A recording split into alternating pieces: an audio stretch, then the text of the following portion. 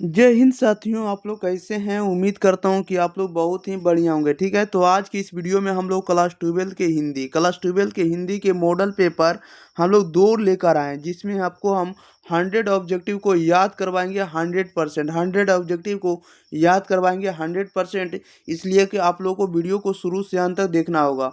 अगर आप लोग इस वीडियो को शेयर नहीं किए तो वीडियो को भी शेयर एक बार जरूर कर दीजिएगा। चैनल पर पहली बार आए, सब्सक्राइब नहीं किए तो सब्सक्राइब भी जरूर कर लेना है, क्योंकि आप लोगों का मॉडल पेपर एक हम कंप्लीट कर दिए हैं। अगर आप लोग अभी तक नहीं पढ़े तो जाकर जरूर पढ़ लीजिएगा, क्योंकि आपको यहाँ से भर भर के ऑब्जेक्टिव बिहार बोर्ड एग्जाम 2025 में आपको पूछे जाएंगे। ओके, इसलिए आप लोगों को याद रखना 2025 के बोर्ड परीक्षा में 100% यहाँ से ऑब्जेक्टिव पूछे जाएंगे, इसलिए जरूर पढ़ कर जाइएगा। चलिए तो हम लोग स्टार्ट करते हैं, ज़्यादा विलम्ब ना करेंगे। देखिएगा, खंड आ यानी वस्तुनिष्ठ प्रश्न आपको पूछे जाएंगे। खंड आ यानी सेक्शन ए में आपको ऑब्जेक्टिव टाइप क्वेश्चन रहेगा, जिसमें से प्रश्न 1 से लेकर 100 तक वस्तुनिष्ठ प्रश्न रहेंगे। 4 ऑप्शन रहेंगे, जिसमें से एक सही उत्तर होगा। और इन 50 प्रश्नों में से इन 100 प्रश्नों में से 50 प्रश्न का सही उत्तर देना है, और वो मार्कशीट में आपको अंकित करना। और एक एक क्वेश्चन के लिए 1 अंक रहेगा। 50 क्वेश्चन बनेगा तो 50 अंक आप लोग को यहाँ से मिलने वाला है। तो 50 अंक हम आप लोगों को कंप्लीट याद कराने वाले हैं। ऐसा नहीं कि हम सिर्फ आपको वीडियो दे रहे हैं, नहीं, कंप्लीट याद करवा देंगे। आप लोगों को वीडियो को शुरू से अंत तक बने रहना है। ओके, चलिए तो स्टार्ट करते हैं, ज़्यादा विलम्ब ना करेंगे, क्योंकि आप लोग वादा किए हैं कि 1 लाख सब्सक्राइबर सर हम पूरा कर देंगे। तो हम इसी पर हम खड़ा उतरे हैं, और आप लोग के लिए खड़ा उतरते रहेंगे। ओके, चलिए तो स्टार्ट करते हैं क्वेश्चन नंबर 1 की ओर। 1 नंबर में कह रहा, उसने कहा था शीर्षक कहानी में सूबेदारनी ने युद्ध भूमि में अपने पति और पुत्र को बचाने के लिए किससे कहा था, बताइएगा। कह रहा, उसने कहा था शीर्षक कहानी में सूबेदारनी ने युद्ध भूमि में अपने पति और पुत्र को बचाने के लिए किससे कहा था। तो ये कहा था आपको लहना सिंह से कहा था। आप लोग को आंसर पता रहेगा तो 4 से 5 सेकंड के अंदर आप लोग आंसर कमेंट बॉक्स में जरूर बताइएगा। ओके, क्वेश्चन नंबर 2 में कह रहा है कि संपूर्ण क्रांति भाषण, संपूर्ण क्रांति जो एक प्रकार का भाषण है, ये निम्न में से किसने दिया था। तो संपूर्ण क्रांति किसके द्वारा लिखित है, तो यह आपको जयप्रकाश नारायण के द्वारा लिखित है। राइट आंसर ए हो जाएगा। नेक्स्ट क्वेश्चन नंबर देखिएगा 3rd नंबर की ओर। 3rd नंबर में कह रहा है कि ओ सदा नीरा शीर्षक निबंध निम्न में से किस रचनाकार का है, बताइएगा। कह रहा है कि ओ सदा नीरा जो चैप्टर है, ये किस रचनाकार का लिखा हुआ है। तो वो सदा नीरा लिखा हुआ आपको जगदीश चंद्र माथुर के द्वारा। राइट आंसर आपका बी हो जाएगा। 4 नंबर में कह रहा है जूठन शीर्षक आत्मकथा निम्न में से किनकी रचना है, बताइएगा। जूठन जूठन शीर्षक आत्मकथा निम्न में से किनकी रचना है। तो जूठन जूठन जो चैप्टर है, ये किनके द्वारा लिखित है, तो ओम प्रकाश वाल्मीकि के द्वारा लिखित है। राइट आंसर आपका ए हो जाएगा। क्वेश्चन नंबर 5 में कह रहा है कि शिक्षा निम्न में से किनकी रचना है, तो बताइएगा राइट आंसर क्या हो जाएगा। तो शिक्षा आपको जे कृष्ण मूर्ति के द्वारा लिखित है। राइट आंसर आपका बी हो जाएगा। नेक्स्ट क्वेश्चन ले लेते हैं। क्वेश्चन नंबर देखिएगा 6 नंबर की ओर। 6 नंबर में कह रहा है कि जयसी की रचना निम्न में से कौन है, बताइएगा। जयसी की रचना निम्न में से कौन है, तो जयसी की रचना आपको पद्मावत है। राइट आंसर ये हो जाएगा। 7 में कह रहा है कि जहाँ भय है वहाँ मेधा नहीं हो सकती है, जहाँ भय है वहाँ मेधा नहीं हो सकती, यह कथन किस लेखक का है। तो यह लेखक किसका है, तो ये कहना आपको जे कृष्ण मूर्ति जी का कहना है कि जहाँ भय है वहाँ मेधा नहीं हो सकती है।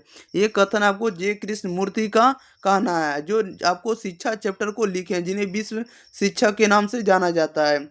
क्वेश्चन नंबर 8 में कह रहा है कि सूरदास के पद में कौन सा रस नहीं पाया जाता है। सूरदास के पद में कौन सा रस नहीं पाया जाता, तो वीर रस नहीं पाया जाता है। राइट आंसर ये हो जाएगा। क्वेश्चन नंबर देखिएगा 9 नंबर की ओर। 9 नंबर में कह रहा है हिंदी साहित्य का सूर्य किसे कहा जाता है। हिंदी साहित्य का सूर्य किसे कहा जाता है, तो सूरदास को। राइट आंसर सी हो जाएगा। 10 में कह रहा है पठित पाठ के आधार पर पंचायती राज में क्या खो गया है, बताइएगा। कह रहा है पठित पाठ के आधार पर पंचायती राज में क्या खो गया है, तो क्या खो गया, तो पंच परमेश्वर खो गया है। राइट आंसर बी हो जाएगा। नेक्स्ट क्वेश्चन लेते हैं प्यारे साथियों, प्यारे भाइयों। क्वेश्चन नंबर देखिएगा 11 नंबर। और प्यारे बहनों, क्वेश्चन नंबर 11 कह रहा एक लेख और एक पत्र में भगत सिंह ने निम्न में से किसको पत्र लिखा था, बताइएगा। एक लेख और एक पत्र में भगत सिंह ने निम्न में से किसको पत्र लिखा था, तो ये पत्र लिखा था सुखदेव सिंह को। राइट आंसर ये हो जाएगा। क्वेश्चन नंबर 12 में कह रहा जयशंकर प्रसाद की नाट्यकृति निम्न में से कौन सी है, बताइएगा। कह रहा जयशंकर प्रसाद की नाट्यकृति निम्न में से कौन है, तो ध्रुव स्वामिनी है। कौन है? ध्रुव स्वामिनी। राइट आंसर ए हो जाएगा। नेक्स्ट क्वेश्चन लेते हैं प्यारे साथियों, क्वेश्चन नंबर 13 नंबर की ओर। 13 नंबर में कह रहा है तार सप्ताह का प्रकाशन वर्ष क्या है, बताइएगा। यानी तार सप्ताह का जो प्रकाशन हुआ है ये किस वर्ष हुआ है, तो तार सप्ताह का प्रकाशन 1943 में हुआ। राइट आंसर ये हो जाएगा। 14 में कह रहा सुभद्रा कुमारी चौहान के पिता निम्न में से कौन है, बताइएगा। सुभद्रा कुमारी चौहान की पिता निम्न में से कौन है, तो सुभद्रा कुमारी चौहान के पिता आपको ठाकुर रामनाथ सिंह है। राइट आंसर बी हो जाएगा। क्वेश्चन नंबर देखिए 15 कह रहा है कि शेक्सपियर पुरस्कार निम्न में से किनको मिला था, तो शेक्सपियर पुरस्कार निम्न में से किनको मिला था, तो ये मिला था आपको सुभद्रा कुमारी चौहान जी को। राइट आंसर ये हो जाएगा। नेक्स्ट क्वेश्चन नंबर 16 नंबर में। 16 नंबर में कह रहा है अर्धनारीश्वर हिंदी साहित्य की कौन सी विधा है, बताइएगा। अर्धनारीश्वर जो है हिंदी साहित्य की निम्न में से कौन सी विधा है, तो ये अर्धनारीश्वर एक प्रकार का निबंध है। 17 नंबर में कह रहा है कि सरोज स्मृति शीर्षक रचना की कौन सी विधा है, बताइएगा। सरोज स्मृति शीर्षक की रचना निम्न में से कौन सी विधा है, तो यह एक प्रकार की आपको शोक गीत है। सरोज स्मृति एक प्रकार की कौन सी रचना है, तो शोक गीत है। राइट आंसर आपका सी हो जाएगा। क्या हो जाएगा? सी हो जाएगा। 18 नंबर में कह रहा है कि चंद्रधर शर्मा गुलेरी का जन्म स्थान कहाँ है, बताइएगा। चंद्रधर शर्मा गुलेरी का जन्म स्थान कहाँ है, तो जयपुर में। कहाँ है? जयपुर में। चलिए, ये ऑप्शन नंबर ए इसका सही जवाब हो जाएगा। प्यारे साथियों, आप लोग को मज़ा आ रहा है ना? चलिए, आप लोग को मज़ा आएगा, आप लोग पढ़ते चलिए, किसी भी दिक्कत आप लोग को होने नहीं देंगे, हम आप लोग के साथ हैं। ओके। क्वेश्चन नंबर देखिए 19 नंबर की ओर। 19 नंबर में कह रहा है रामधारी सिंह दिनकर का जन्म स्थान है, बताइएगा। रामधारी सिंह दिनकर का जन्म स्थान कहाँ है, तो रामधारी सिंह दिनकर का जो जन्म स्थान है सिमरिया बेगूसराय। राइट आंसर आपका ए हो जाएगा। 20 में कह रहा है संस्कृति के 4 अध्याय के रचयिता निम्न में से कौन है, बताइएगा। संस्कृति के 4 अध्याय के रचयिता कौन है, तो संस्कृति के 4 अध्याय के आपको रचयिता आपको रामधारी सिंह दिनकर जी हैं। राइट आंसर आपका सी हो जाएगा। नेक्स्ट क्वेश्चन नंबर देखिएगा आप लोग 21 नंबर की ओर। 21 नंबर में कह रहा है कि आगे का जन्म स्थान कहाँ है, बताइएगा। आगे का जो जन्म स्थान है ये कहाँ है, तो आगे का जन्म स्थान कुशीनगर उत्तर प्रदेश में है। राइट आंसर ए हो जाएगा। 22 नंबर में कह रहा है कि जगदीश चंद्र माथुर का जन्म स्थान है। जगदीश चंद्र माथुर का जन्म स्थान कहाँ है, तो जगदीश चंद्र माथुर का जन्म स्थान शाहजहांपुर उत्तर प्रदेश है। राइट आंसर ए हो जाएगा। नेक्स्ट क्वेश्चन लेते हैं। क्वेश्चन नंबर देखिएगा 23 नंबर की ओर। 23 नंबर में कह रहा है मोहन राकेश के बचपन का नाम क्या था, बताइएगा। मोहन राकेश के बचपन का नाम क्या था, तो मोहन राकेश के बचपन का नाम था मदन मोहन गुगलानी था। क्या था? मदन मोहन गुगलानी। राइट आंसर ये हो जाएगा। 24 में कह रहा रामधारी सिंह दिनकर को उनकी किस कृति पर भारतीय ज्ञानपीठ पुरस्कार मिला था, बताइएगा। राइट आंसर क्या हो जाएगा? इसको थोड़ा और हम छोटा करते हैं, बताइएगा इसका सही जवाब क्या हो जाएगा प्यारे साथियों। चलिए ठीक है, आप लोग बता दिए रामधारी सिंह दिनकर को कि उनकी किस कृति पर भारतीय ज्ञानपीठ पुरस्कार मिला था, तो 24 का आंसर आप लोगों से हम जानना चाहेंगे। तो 24 का जो सही जवाब हो जाएगा ऑप्शन नंबर ए हो जाएगा। उर्वशी पर आपको रामधारी सिंह दिनकर को भारतीय ज्ञानपीठ पुरस्कार मिला था, इस बात को आपको याद रखना है। क्वेश्चन नंबर देखिए 25 नंबर 25 नंबर का हिंदी कहानी के विकास में मील का पत्थर निम्न में से कौन सी कहानी है, बताइएगा। हिंदी कहानी के विकास में मील का पत्थर निम्न में से कौन सी कहानी है, तो यह एक प्रकार का आपको कौन सी कहानी एक किन से लिया गया है, तो ये लिया गया आपको उसने कहा था से। राइट आंसर आपको बी हो जाएगा। क्वेश्चन नंबर 26 में करा हजारा सिंह किस कहानी का पात्र है, बताइएगा। हजारा सिंह निम्न में से किस कहानी का पात्र है, राइट आंसर आपका डी हो जाएगा। उसने कहा था का पात्र है। क्वेश्चन नंबर देखिएगा आप लोग 27 नंबर की ओर। चलिए 27 नंबर में कह रहा है कि कल देखते नहीं यह रेशम से कढ़ा हुआ सालू, यह युक्ति जो है यह उक्ति की शीर्षक पाठ से है, बताइएगा। कल देखते नहीं यह रेशम से कढ़ा हुआ सालू यह युक्ति जो है कि शीर्षक पाठ से है। तो ये आपको उसने कहा था से राइट आंसर ये हो जाएगा। 28 में कह रहा है महेश्वर किस कहानी के पात्र है, बताइएगा। महेश्वर जो है किस कहानी के पात्र हैं, तो यह रोज चैप्टर से है, राइट आंसर ये हो जाएगा। 29 में कह रहा है कुंती किस एकांकी की पात्रा है, बताइएगा। कुंती किस एकांकी की पात्रा है, तो राइट आंसर ये हो जाएगा सिपाही की माँ की पात्रा है। नेक्स्ट क्वेश्चन लेते हैं। क्वेश्चन नंबर देखिएगा आप लोग 30 नंबर की ओर। 30 नंबर में कह रहा है कि कविता में नए प्रतिमान के रचयिता निम्न में से कौन है, बताइएगा। कविता के नए प्रतिमान के रचयिता कौन है, इसका राइट आंसर बताइएगा क्या हो जाएगा। तो कविता के नए प्रतिमान के जो रचयिता आपको नामवर सिंह है, राइट आंसर सी हो जाएगा। 31 नंबर में कह रहा है सच है जब तक मनुष्य बोलता नहीं तब तक उसका गुण दोष प्रकट नहीं होता, यह उक्ति जो है कि शीर्षक पाठ से, बताइएगा। कह रहा है कि सच है जब तक मनुष्य बोलता नहीं तब तक उसका गुण दोष प्रकट नहीं होता, गुण और दोष प्रकट नहीं होता, यह युक्ति जो है कि शीर्षक पाठ से लिया गया है। तो यह लिया गया आपको बातचीत वाले चैप्टर से, राइट आंसर ए हो जाएगा। क्वेश्चन नंबर देखिए 32 कह रहा है कि डॉक्टर अंबेडकर राष्ट्रीय पुरस्कार निम्नलिखित में से किनको मिला है, बताइएगा। डॉक्टर अंबेडकर राष्ट्रीय पुरस्कार निम्न में से किनको मिला है, तो इसका राइट आंसर बताइएगा। तो ये मिला आपको ओम प्रकाश वाल्मीकि जी को, राइट आंसर आपका ए हो जाएगा। क्वेश्चन नंबर देखिएगा 33 नंबर की ओर। 33 नंबर में कह रहा है कि इनसे इनसे ए ना कराओ, इनसे ए ना कराओ भूखे रह लेंगे, इन्हें इस जिंदगी में ना घसीटो, यह युक्ति जो कि शीर्षक पाठ से, बताइएगा।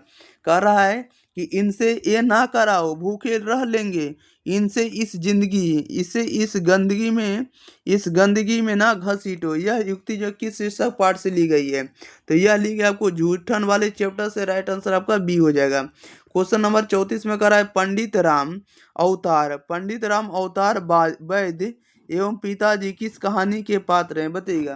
पंडित राम अवतार जो हैं और पिताजी किस कहानी के पात्र हैं, तो यह आपको तिरिच वाले चैप्टर के आपको पात्र हैं। क्वेश्चन नंबर देखिएगा आप लोग 35 नंबर। कह रहा है कि जसवीर और जनेसर किस आत्मकथा के पात्र हैं, तो राइट आंसर इसका ए हो जाएगा, जूठन चैप्टर के पात्र हैं। नेक्स्ट क्वेश्चन नंबर देखिएगा 36। कह रहा है कि प्रेम की व्याख्या करने वाले काव्य धारा के कवि निम्न में से कौन है, तो प्रेम की जो व्याख्या करते हैं ये जो लिखे गए ये कौन से कवि लिखे हैं, तो 36 का जो राइट आंसर होगा आपका सी हो जाएगा, मलिक मोहम्मद जैसी जी है, क्योंकि प्रेम मार्गी कवि आपको मलिक मोहम्मद जैसी जी को ही कहते हैं। ओके, क्वेश्चन नंबर देखिएगा 37 नंबर में। कह रहा है कि गाढ़ी प्रीति नैन जल भेई, गाढ़ी प्रीति नैन जल भेई, यह पंक्ति की शीर्षक कविता से ली गई है, बताइएगा राइट आंसर क्या हो जाएगा। तो यह ली गई आपको कड़वक चैप्टर से, राइट आंसर बी हो जाएगा। 38 में कह रहा है कली कराल दुकाल दारुन सब कुंभाती कुजातु, यह पंक्ति जो है कि यह पंक्ति किस शीर्षक कविता से ली गई। देखिए एक जो कविता है तो थोड़ा कहीं बाय मिस्टेक मिस हो जाता है तो आप लोग इसको रिपीट आप लोग कर लीजिएगा, ठीक है, आप लोग देखकर पढ़ लीजिएगा। कह रहा है करील कराल दुकाल दारुन सब कुंभाती कुसाजू, यह पंक्ति जो कि शीर्षक कविता से ली गई है, तो यह ली गई आपको तुलसीदास के पद से, राइट आंसर आपका ए हो जाएगा। क्वेश्चन नंबर देखिएगा आप लोग 39 नंबर। कह रहा है डरा हुआ मन बेमन जिसका बाजा रोज बजाता है, यह पंक्ति की शीर्षक कविता से, बताइएगा। कह रहा है कि डरा हुआ मन बेमन जिसका बाजा रोज बजाता है, यह पंक्ति की शीर्षक कविता का है, तो यह अधिनायक चैप्टर का, राइट आंसर आपका सी हो जाएगा। नेक्स्ट क्वेश्चन लेते हैं। क्वेश्चन नंबर देखिएगा आप लोग 40 नंबर की ओर। चलिए 40 नंबर में देखिए प्यारे साथियों क्या कह रहा है। अब आप लोग 40 नंबर की ओर पहुंच गए। ओके, किसी भी तरह का दिक्कत नहीं होना चाहिए आप लोगों को। ओके, क्वेश्चन नंबर 40 नंबर में कह रहा है कि 40 नंबर में कह रहा है कि जिन बुलाओं से गांव के घर की रीढ़ झुरझुराती है, यह पंक्ति की शीर्षक कविता से है, तो 40 का जो सही जवाब हो जाएगा ऑप्शन नंबर बी हो जाएगा, गांव के घर से ली गई है। देखिए गांव के घर यहाँ पर लिखा हुआ भी है, तो अगर कहीं गांव के घर की रीढ़ झुरझुराती है लिखा रहेगा तो गांव के घर से आप लोग इसको मार दीजिएगा। 41 नंबर में कह रहा है जिस पुरुष में नारीत्व नहीं है अपूर्ण है, यह उक्ति की शीर्षक पाठ किसे है, बताइएगा। कह रहा जिस पुरुष में नारीत्व नहीं, अपूर्ण है, वह क्या है? अपूर्ण है। यह पंक्ति जो ली गई है ये किससे ली गई है? ये किस चैप्टर का पार्ट, ये किस चैप्टर की पंक्ति है? तो यह अर्धनारीश्वर की पंक्ति है, क्योंकि क्योंकि नारी और पुरुष की जो चर्चा की गई आपको अर्धनारीश्वर चैप्टर में ही की गई है। नेक्स्ट क्वेश्चन, क्वेश्चन नंबर देखिएगा 42 नंबर की ओर। 42 में कह रहा ओ सदा नीरा शीर्षक पाठ में किस नदी की चर्चा की गई? बताइएगा। ओ सदा नीरा में किस चैप्टर, ओ सदा नीरा चैप्टर में किस नदी की चर्चा की गई है? तो यह की गई आपको गंडक नदी की। राइट आंसर सी हो जाएगा। क्वेश्चन नंबर 43 में कह रहा आज आज तक तो सोना आज तक तो सुना था आज तक तो सुना नहीं था कि कांटों के चुंबने से मर जाते हैं। डैश की शीर्षक पाठ की पंक्ति बताइएगा। आज तक तो सुना नहीं था कि कांटों के चुंबने से मर जाते हैं। डैश की शीर्षक पंक्ति की कविता है। बताइएगा। 43 का जो सही जवाब होगा ऑप्शन नंबर बी हो जाएगा, रोज चैप्टर से ली गई। Okay. Next question, question number देखिएगा 44 नंबर की ओर। 44 नंबर में कह रहा है कि तिरिच कहानी किस प्रकार की रचना है? बताइएगा। तिरिच जो कहानी है ये किस प्रकार की कहानी है? तो ये आपको जादुई अर्थार्थवादी कहानी है। राइट आंसर डी हो जाएगा। क्वेश्चन नंबर 45 में करा है कि ग्रैंग्रीन शीर्षक रचना के रचयिता निम्न में से कौन है? बताइएगा। ग्रैंग्रीन शीर्षक रचना के रचयिता निम्न में से कौन है? तो राइट आंसर आपको ए हो जाएगा, आगे जी है। कौन है? आगे जी हो जाएंगे। यानी कह सकते हैं सच्चिदानंद हीरानंद वात्सेन आगे होगा। इसका पूरा नाम बहुत बड़ा है, शॉर्ट ही याद रखिएगा आगे। ओके। क्वेश्चन नंबर 46 में कह रहा है तिरिच शीर्षक पाठ में तिरिच क्या है? बताइएगा। तिरिच शीर्षक पाठ में तिरिच एक प्रकार की क्या है? तो तिरिच एक प्रकार की आपको विषैला कीड़ा है। क्या है? विषैला कीड़ा। राइट आंसर ए हो जाएगा। क्वेश्चन नंबर 47 नंबर की ओर। 47 नंबर में कह रहा है कि दलित साहित्य का सौंदर्य शास्त्र के रचयिता निम्न में से कौन है? बताइएगा। दलित साहित्य का सौंदर्य शास्त्र के रचयिता निम्न में से कौन है? इसका राइट आंसर बताइएगा। तो इनके रचयिता आपको हैं, दलित शास्त्र के सौंदर्य के रचयिता ओम प्रकाश वाल्मीकि जी हैं। राइट आंसर ये हो जाएगा। 48 में कह रहा है कि 48 नंबर में कह रहा है कि पुंडलिक पुंडलिक जी क्या है? तो पुंडलिक जी का संबंध निम्न में से किस रचना से? बताइएगा। पुंडलिक जी की रचना निम्न में से किससे है या किस रचना से है? तो 48 का राइट आंसर बी हो जाएगा, ओ सदा नीरा से है। क्वेश्चन नंबर 49 में कह रहा है सिपाही की माँ एकांकी में निम्न में से कौन पात्रा नहीं है? बताइएगा। सिपाही की माँ एकांकी में निम्न में से कौन पात्रा नहीं है? कौन पात्रा नहीं है? तो मालती नहीं है। ओके। राइट आंसर आपका डी हो जाएगा। नेक्स्ट क्वेश्चन हो जाएगा, क्वेश्चन नंबर देखिए 50 नंबर की ओर। 50 नंबर में कह रहा है उन दिनों गांव में मरने वाले पशुओं को उठाने का काम भी चहूड़ों के जिम्मे थे। यह पंक्ति किस पाठ से है? बताइएगा। कह रहा है उन दिनों गांव में मरने वाले पशुओं को उठाने का काम भी जहूड़ों के जिम्मे थे। यह पंक्ति किस पाठ से है? तो 50 का जो सही जवाब होगा ऑप्शन नंबर डी होगा, जूठन चैप्टर से ली गई है। 51 में कह रहा बिना वेतन के डैश के लिए एक शब्द क्या होगा? बताइएगा। बिना वेतन के लिए एक शब्द क्या होगा? तो बिना वेतन के एक शब्द क्या होगा? राइट आंसर ये हो जाएगा, अवैतनिक होगा। क्या होगा? अवैतनिक। 52 नंबर में कह रहा है कलम की कमाई खाने वाला के लिए एक शब्द क्या होगा? जो कलम की कमाई खाता है उसके लिए एक शब्द क्या होगा? तो एक शब्द होगा, देखिएगा इसका राइट आंसर होगा आपका ए हो जाएगा। क्या हो जाएगा? ये हो जाएगा मसीहजीवी हो जाएगा। क्या हो जाएगा? मसीहजीवी होगा। नेक्स्ट क्वेश्चन, क्वेश्चन नंबर देखिएगा आप लोग 53 नंबर की ओर। 53 नंबर में कह रहा है कि जहाँ पुस्तकें छपती हो के लिए एक शब्द क्या है? बताइएगा। जहाँ पुस्तकें छपती हो उसके लिए एक शब्द क्या होगा? तो जहाँ पुस्तकें छपती हो उसे हम लोग क्या कहेंगे? उसे हम लोग टंकनालय कहेंगे। क्या कहेंगे? टंकनालय। राइट आंसर ए हो जाएगा। नेक्स्ट क्वेश्चन, क्वेश्चन नंबर देखिएगा 54 नंबर की ओर। 54 नंबर में देखिए कह रहा है कि जल में रहने वाली सेना के लिए एक शब्द क्या है? बताइएगा। जल में रहने वाली सेना के लिए एक शब्द क्या होगा? तो उसे हम लोग नौसेना कहेंगे। राइट आंसर ये हो जाएगा। 55 में कह रहा जो फल आहार करता है, जो फल आहार करता है के लिए एक शब्द क्या है? बताइएगा। जो फल का आहार करता है उसे हम लोग क्या कहते हैं? फलाहारी कहते हैं। क्वेश्चन नंबर 56 में कह रहा है छात्रों के रहने का स्थान के लिए एक शब्द क्या होगा? बताइएगा। जो छात्रों के रहने का स्थान हो उसे हम लोग क्या कहेंगे? जो छात्रों के रहने का स्थान हो उसे हम लोग छात्रावास कहेंगे। क्या कहेंगे? छात्रावास। राइट आंसर ए हो जाएगा। क्वेश्चन नंबर 57 नंबर में 57 में कह रहा है कि राजदूत शब्द में कौन सा समास है, बताइएगा। राजदूत में कौन सा समास होगा, तो तत्पुरुष समास है, राइट आंसर सी हो जाएगा। क्वेश्चन नंबर 58 कह रहा है कि यथाशक्ति शब्द में कौन समास है, बताइएगा। यथाशक्ति में कौन सा समास है, तो यथाशक्ति में आपको अव्ययी भाव समास है, राइट आंसर आपका ए हो जाएगा। 59 में कह रहा है भला बुरा शब्द में कौन समास है, बताइएगा। भला बुरा में कौन सा समास होगा, तो द्वंद्व समास है, क्योंकि आपको बीच में आपको ये विराम वाला चिन्ह लग जाएगा तो आपको द्वंद्व मारना, ठीक है। संख्या आएगा तो द्विगु होगा। क्वेश्चन नंबर देखिए 60 का रहा है दोपहर शब्द कौन सा समास होगा, बताइएगा। दोपहर के बारे में बताइएगा, तो दोपहर कौन सा समास होगा, तो द्विगु समास होगा, क्योंकि दो लगा वो दोपहर, दो दोपहर दोपहर ऐसे कहेंगे तो दो संख्या बता रहा, तो संख्या बताएगा तो द्विगु होगा, क्या होगा, द्विगु होगा। और बीच में अगर विराम चिन्ह लगा तो द्वंद्व होगा। क्वेश्चन नंबर 61 नंबर में कह रहा है माँ बाप शब्द कौन समास होगा, बताइएगा। माँ बाप जो लिखा हुआ है ये कौन सा समास होगा, तो बीच में देखिए विराम चिन्ह लगा हुआ है, इसको हम लोग द्वंद्व कहेंगे। क्वेश्चन नंबर 62 में कह रहा है कि चतुरानन शब्द में कौन समास होगा, बताइएगा। चतुरानन में कौन सा समास होगा, तो चतुरानन में आपको बहुब्रीहि समास होगा। कौन समास होगा, बहुब्रीहि होगा। क्वेश्चन नंबर 63 में कह रहा है बुढ़ापा शब्द कौन संज्ञा है, बताइएगा। बुढ़ापा कौन सी संज्ञा, तो बुढ़ापा आपका भाववाच्य संज्ञा है, राइट आंसर ये हो जाएगा।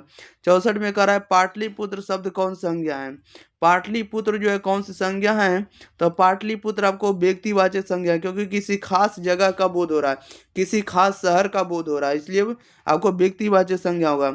अगर कहीं रहता कि शहर कौन सी संज्ञा, तो शहर आपको जातिवाचक संज्ञा हो जाता, क्या हो जाता, जातिवाचक संज्ञा। लेकिन ऐसा तो इसमें है ही नहीं, ऐसा इसमें है नहीं है।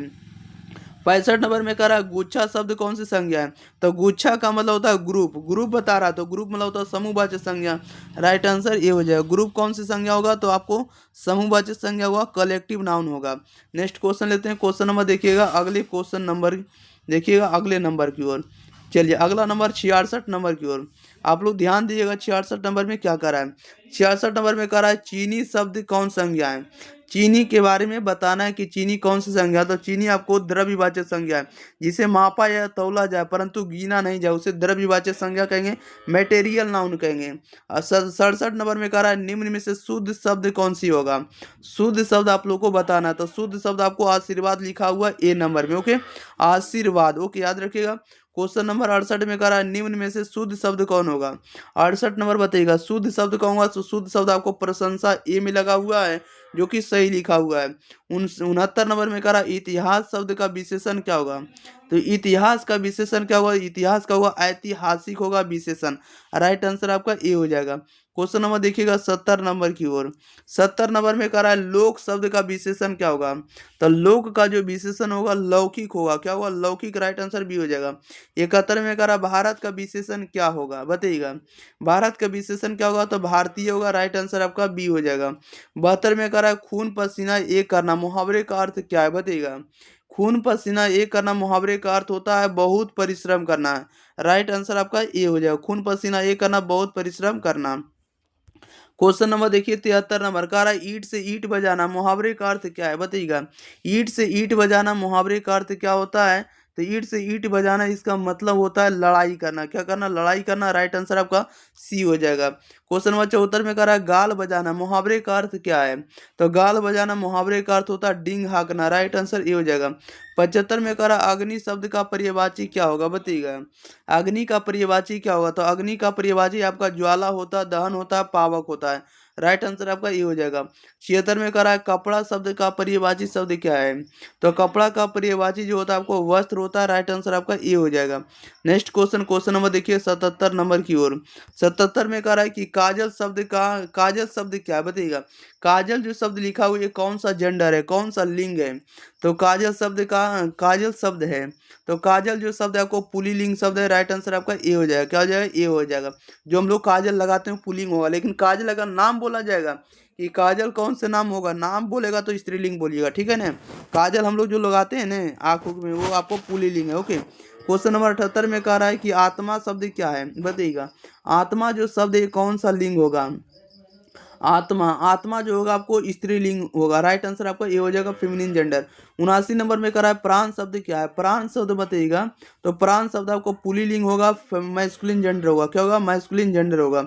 क्वेश्चन नंबर 80 में करा है पुरस्कार शब्द का विलोम क्या होगा बताइएगा। पुरस्कार का विलोम क्या होगा, तो पुरस्कार का जो विलोम होगा दंड होगा। राइट आंसर आपका बी हो जाएगा। Next question, question number 81 number की ओर। 81 नंबर में कह रहा अनुराग का विलोम क्या होगा, इसका राइट आंसर बताइएगा। अनुराग का विलोम क्या होने वाला है, तो अनुराग का जो विलोम होगा आपको विराग होगा। राइट आंसर ये हो जाएगा। क्वेश्चन नंबर 82 में करा कृपा शब्द का विलोम क्या है, तो कृपा का विलोम क्या होगा, तो कृपा का विलोम होगा कोप होगा। राइट आंसर आपका सी हो जाएगा। 83 में करा गणतंत्र शब्द का विलोम क्या होगा, गणतंत्र का बताइएगा। राइट आंसर क्या हो जाएगा, तो गणतंत्र का विलोम क्या होगा, तो गणतंत्र का विलोम आप लोग सही बताइएगा क्या होगा सही जवाब। चलिए 83 नंबर का, तो गणतंत्र का विलोम आपका क्या होगा, तो राजतंत्र होगा। राइट आंसर आपका क्या हो जाएगा, ए हो जाएगा। क्वेश्चन नंबर 84 का साकार शब्द का विलोम क्या है, तो साकार का विलोम क्या होगा, तो साकार का जो विलोम होगा निराकार होगा। राइट आंसर आपका ए हो जाएगा। अगले क्वेश्चन लेते हैं। क्वेश्चन नंबर देखिए 85 नंबर में। 85 में कह रहा है दक्षिण शब्द का विलोम शब्द क्या होगा बताइएगा। दक्षिण का विलोम क्या होगा, तो दक्षिण का विलोम क्या होने वाला, तो दक्षिण का विलोम आपको उत्तर होगा। उत्तर का दक्षिण होगा, पूरब का पश्चिम होता है।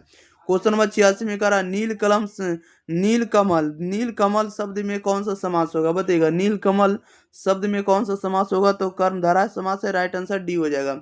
87 नंबर में कह रहा है थोड़ा पानी किस विशेषण का उदाहरण है बताइएगा। थोड़ा पानी जो है किस विशेषण का उदाहरण है, तो ये आपको परिणाम बोधक सर्वनाम है, क्योंकि ये थोड़ा मतलब ये आपको संख्या को बता रहा है। थोड़ा थोड़ा पानी, थोड़ा नहीं परिणाम मैग्नीट्यूड को बता रहा है। राइट आंसर आपका सी हो जाएगा। अगले क्वेश्चन लेते हैं। क्वेश्चन नंबर 88 नंबर की ओर। 88 में करा जगन्नाथ शब्द का संधि विच्छेद क्या होगा बताइएगा। जगन्नाथ शब्द का संधि विच्छेद क्या है, तो जगन्नाथ का संधि विच्छेद होगा जगत जोड़ नाथ। राइट आंसर ये हो जाएगा। 89 में करा विद्यार्थी शब्द का संधि विच्छेद क्या है, विद्यार्थी का संधि विच्छेद क्या होगा, तो विद्या जोड़ अर्थी। राइट आंसर ये हो जाएगा। 90 में करा दिगंबर शब्द का संधि विच्छेद क्या है बताइएगा। दिगंबर शब्द का संधि विच्छेद क्या हुआ था, दिगंबर का हुआ दिक जोड़ अंबर। राइट आंसर आपका बी हो जाएगा। नेक्स्ट क्वेश्चन, क्वेश्चन नंबर देखिए 91 नंबर में। 91 में कह रहा है कि मदिरालय शब्द का संधि विच्छेद क्या है बताइएगा। मदिरालय शब्द का संधि विच्छेद क्या होगा, तो मदिरालय का होगा मदिरा जोड़ आलय। क्या होगा, मदिरा जोड़ आलय। राइट आंसर आपका बी हो जाएगा। 92 में कह रहा अनजान शब्द में उपसर्ग क्या है बताइएगा। अनजान शब्द में कौन सा उपसर्ग लगा हुआ है, तो अनजान में आपको अन लगा हुआ, अन उपसर्ग लगा हुआ है। राइट आंसर क्या हो जाएगा, आपको बी हो जाएगा। नेक्स्ट क्वेश्चन लेते हैं। क्वेश्चन नंबर देखिएगा आप लोग 93 नंबर की ओर। ओके, चलिए 93 नंबर भी आप लोग के साथ है। क्वेश्चन नंबर 93 में कह रहा है पुरातन शब्द में कौन सा उपसर्ग लगा हो बताइएगा। पुरातन में कौन सा उपसर्ग लगा हो, तो पुरातन में आपको पूरा उपसर्ग लगा हुआ। राइट आंसर आपका बी हो जाएगा। 94 में कह रहा है प्रतिनिधि शब्द में उपसर्ग क्या है बताइएगा। प्रतिनिधि में कौन सा उपसर्ग लगा हो, तो प्रतिनिधि में आपको प्रति उपसर्ग लगा हुआ। ओके, अगर कहीं आपसे पूछता कि इसमें प्रत्यय क्या लगा हो, तो निधि लगा हुआ है, तो निधि तो नहीं दिया हो, लेकिन उपसर्ग पूछा हो तो उपसर्ग आपको प्रति हो जाएगा। 95 में करा उपभाषा शब्द में उपसर्ग क्या है बताइएगा। उपभाषा शब्द में कौन सा उपसर्ग लगा हुआ है, तो उपभाषा में लगा हुआ आपको उप उपसर्ग लगा हुआ। राइट आंसर आपका बी हो जाएगा। 96 में करा है विशेष शब्द में उपसर्ग क्या है बताइएगा। विशेष में क्या उपसर्ग लगा, तो विशेष में आपको बी उपसर्ग लगा हुआ। राइट आंसर आपका सी हो जाएगा। क्वेश्चन नंबर देखिएगा 97 नंबर की ओर। 97 में करा सुकर्म, सुकर्म शब्द में उपसर्ग क्या बताइएगा। सुकर्म शब्द में उपसर्ग क्या होगा, तो सुकर्म में जो उपसर्ग होगा आपको सु होगा। राइट आंसर आपका ए हो जाएगा। 98 में करा मैं स्वयं खा लूंगा, मैं स्वयं खा लूंगा यह किस सर्वनाम का उदाहरण है बताइएगा। मैं स्वयं खा लूंगा यह किस सर्वनाम का उदाहरण है, तो यह निजवाचक सर्वनाम है, क्योंकि अपने बारे में बोल रहा है। 99 में कह रहा है बेईमान शब्द है, तो बेईमान कौन से शब्द होगा बताइएगा। तो बेईमान आप लोगों को पता होना चाहिए कि बेईमान जो आपको विदेशज शब्द है, जो विदेश से लाए गए शब्द है उसे विदेशज कहेंगे। Okay, next question, question number 100 कह रहा है कि लिंग के हिंदी में कितने प्रकार है बताइएगा। लिंग यानी जेंडर के हिंदी में कितने प्रकार होंगे। लिंग के कितने प्रकार होंगे, तो लिंग के मुख्यतः जो है आपको 2 प्रकार है। लिंग के कितने प्रकार है हिंदी में, तो हिंदी व्याकरण में लिंग के आपको 2 प्रकार है, स्त्रीलिंग और पुल्लिंग। लेकिन अगर कहीं आप ग्रामर में जाएंगे, इंग्लिश ग्रामर में, तो आपको 4 भेद होंगे। कितने होंगे, 4 होंगे, जिसमें से मैस्कुलिन होंगे, मैस्कुलिन जेंडर होंगे, फेमिनिन जेंडर होंगे, कॉमन जेंडर होंगे, इसके बाद न्यूट्रल जेंडर होंगे। ओके, इतना बात को आप लोग याद रखिएगा। मैस्कुलिन होगा, फेमिनिन जेंडर होगा, common gender, neutral gender English में। लेकिन अगर हिंदी में बोलेंगे तो जेंडर कितने प्रकार के, लिंग कितने प्रकार के, 2 प्रकार के, पुल्लिंग होता है और स्त्रीलिंग होता है। ओके, इस बात को याद रखेगा। चलिए, तो इस वीडियो में जितने ऑब्जेक्टिव हम याद करवाएं आपको, 100 ऑब्जेक्टिव को 100% हम आपको याद करवा दिए जितना हम वादा किए हैं। तो आप लोग भी वादा करिए कि इस वीडियो को आप लोग ज़्यादा से ज़्यादा अपने भाई बहन के पास शेयर करेंगे और सभी जगह लिंक को आप लोग स्टेटस में लगाते रहिएगा, व्हाट्सएप ग्रुप में शेयर करते रहिएगा। ओके, और चैनल को सब्सक्राइब नहीं किया प्यारे साथियों अभी तक तो सब्सक्राइब जरूर कर लीजिएगा, क्योंकि इसी चैनल पर आपको पांचों सेट आप लोगों को कराने वाला है। क्योंकि हिंदी का हम आपको पांचों सेट करवाएंगे और सभी विषय का करवाएंगे। जो भी आपको होगा, फिजिक्स होगा, केमिस्ट्री होगा, बायोलॉजी होगा, हिंदी होगा, इंग्लिश होगा और इसके बाद आपको मैथ होगा, इस सभी विषय का हम आपको करवाएंगे। ठीक है, और यार्स का होगा, जो भी होगा वो ज्योग्राफी होगा, हिस्ट्री होगा, पॉलिटी होगा, फिलोसफी होगा, साइकोलॉजी होगा, सभी का हम सब्जेक्टिव और ऑब्जेक्टिव क्वेश्चन हम आपको इसी चैनल पर आपको अपलोड करेंगे। तो आप लोग जल्दी से जल्दी सब्सक्राइब कर लीजिएगा और ज़्यादा से ज़्यादा वीडियो को शेयर कर दिएगा। मिलते हैं हम लोग अगली वीडियो साथ, तब तक लिए आप लोग बताइएगा कि रमेश सर का कंटेंट एग्जाम प्री पर आप लोग को कैसा लग रहा है। तो thank you for watching this video, धन्यवाद।